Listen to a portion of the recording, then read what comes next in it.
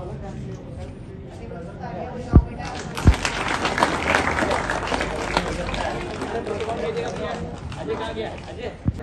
नाम शरीफा परवीन है।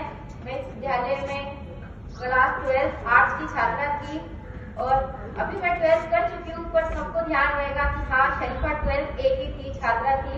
और मैं आप सभी से कहना चाहूंगी कि ऐसा नहीं है कि आप सोचो कि टीचर क्या पढ़ाते हैं क्या नहीं पढ़ाते हैं, मुझे समझ में आता है या नहीं आता है। आप बस इतना सोचो कि मैं क्लास में बैठा हूँ, टीचर ने मुझे आज 10 लाइन ही पढ़ाई, तो आप 5 पे ध्यान दो कि 5 क्या पढ़ाया। अगर आप 5 ही रट लोगे या 5 ही समझ लोगे तो आप एग्जाम में कम से कम 2 लाइन तो लिखोगे। मैंने भी ऐसा ही किया।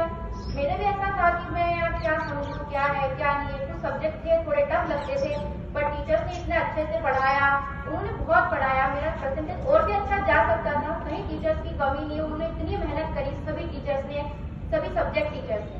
फिर मैंने थोड़ा बहुत प्रॉब्लम की, सब था।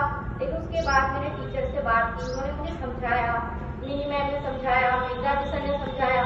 और सबसे महत्वपूर्ण बात, मैं 12th क्लास की थी, लेकिन हेमलता मैडम ने जो 10th क्लास की थी, पर उन्होंने हमेशा मुझे समझाया, बताया क्या है क्या नहीं है। ऐसा नहीं है कि आप बड़ी क्लास में चल जाओगे, आपने छोटी क्लास के टीचर को समझो, ये तो 10th के है, ये तो 9th के। आपको जैसा लगे ना कि हाँ, अपने टीचर से भी बात करनी चाहिए तो आपको कर लेनी चाहिए। ऐसा नहीं कि वो सब्जेक्ट के नहीं है, कोई नहीं बताएगा। यहाँ के टीचर्स इतने अच्छे हैं, अगर आप पूछोगे ना कि मैम मेरे में इसमें प्रॉब्लम आ रही है, वो बोलेंगे बेटा तो मेरे पास फ्री पीरियड में आना है। तो आप इस चीज का फायदा उठाओ, आप भी पूछो, सभी से पूछो। कोई भी टीचर ऐसा नहीं है जो बोलेगा मुझे नहीं पता है, मेरे पास टाइम नहीं है। और विद्यालय आओ, विद्यालय में नियमित रूप से आओ। आप सब आते हैं, कोई बंक करता है, कोई कहाँ जाता है, कोई कहाँ जाता है। टीचर्स पढ़ा रहे हैं, आपको वॉशरूम जाना है, पानी पीने जाना है, तो बस वहीं चला गया आपको जो आपको सीखना था। घर पे भी पढ़ो, घर पे ज्यादा नहीं, 5-6 घंटे नहीं हो पाता, मेरे से भी नहीं हो पाया 5-6 घंटे, 2 घंटे 3 घंटे। लेकिन ये भी इतने ध्यान से पढ़ो कि आपने जो पढ़ा है उसका आधा तो आए। और ऐसा नहीं आप कर नहीं सकते। मेरे 85 बने हैं, आपके 90-95 बनेंगे अगर आप मेहनत करोगे तो। मैं इतना ही कहना चाहूंगी और सभी टीचर्स को धन्यवाद। मेरा नाम दीपिका चौधरी, मैं साइंस में देखती हूँ। मेरे 92.20% में वो बस जो सर पढ़ाते थे वो पढ़ती थी, घर जाकर बस रिवीजन का बहुत ज़्यादा मेहनत है। जो भी पढ़ो अच्छी लगन से पढ़ो। और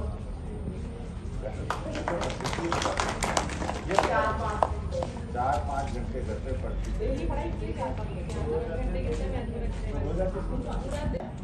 सबसे ध्यान दिया। और घर पे कितने घंटे पढ़ी? तो निश्चित नहीं था, जब समय मिल जाता तो उसका पढ़ते थे, बहुत समय था। और घर में पढ़ते, घर पे काम भी करती, घर पे काम भी करती थी।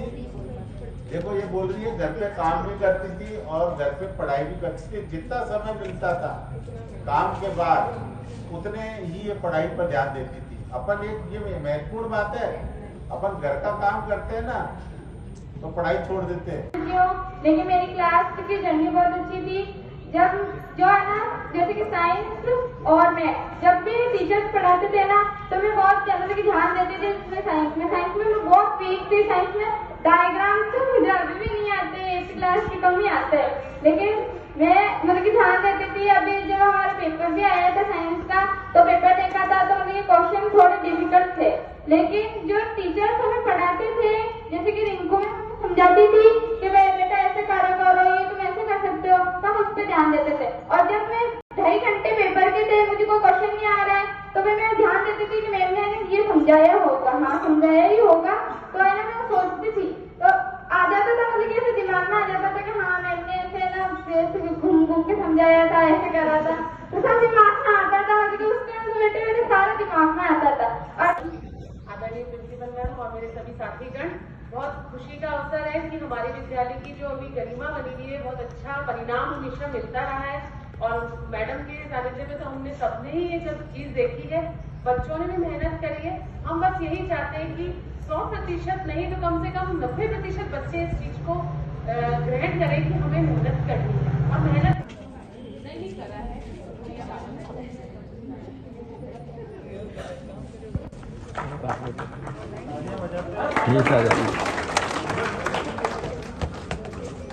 तालियां बजाते रहना चाहिए, हमारा भी नंबर आएगा, तभी हम भी आगे आएंगे।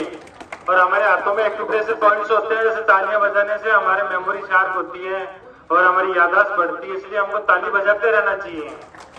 एक बार जोरदार तालियां बजा दो सभी बच्चियों के लिए और अपने आप में कमिटमेंट लो कि हम भी अगली बार इस मंच के आगे खड़े होंगे यहाँ माला पहनने के लिए।